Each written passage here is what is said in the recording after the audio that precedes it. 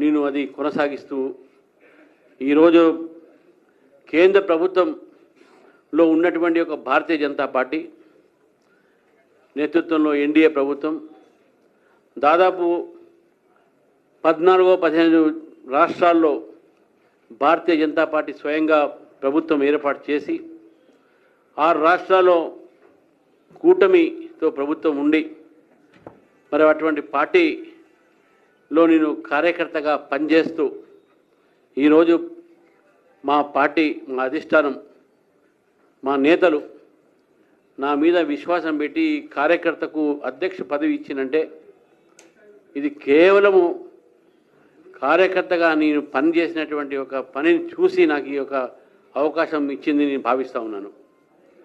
Bharatiya Janata party ఒక కార్యకర్తల party. Bharatiya Janata party ఒక కార్యకర్తలు లక్షలాది మంది ఉన్నారు.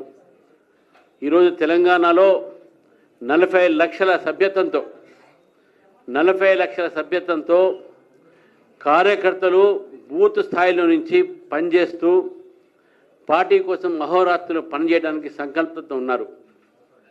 గతంలో పార్టీ తక్కువ ఉన్న సమయంలో పార్టీ ఈ యొక్క రాష్ట్రంలో మొట్టమొదటిగా ఎప్పుడైతే ఈ రాష్ట్రంలో పెరుగుతున్న సమయంలో అనేక మంది కార్యకర్తలు వాళ్ళ ప్రాణ త్యాగాలు చేశారు. వారి యొక్క అన్ని రకాలుగా కుటుంబ త్యాగాలు చేశారు. ఎన్నో త్యాగాలు చేసిన తర్వాత పార్టీ ఈరోజు ఇంత దూరం వచ్చింది. మరి ఇంత పెద్ద పార్టీ 14 కోట్ల మెంబర్షిప్ ఉన్నటువంటి పార్టీ దానికి రాష్ట్ర స్థాయిలో నాకు అధ్యక్షత చేయడం అనేది ఉందో ఇది కేవలం కార్యకర్తల ఒక ఆశీర్వాదం అని చెప్పి నేను భావిస్తూ ఉన్నాను. నేను మహోరాత్రులు కూడా కార్యకర్తగా పనిచేస్తూ కార్యకర్తలను కూడా నేను మీ ద్వారా కోరుతా ఉన్నాను.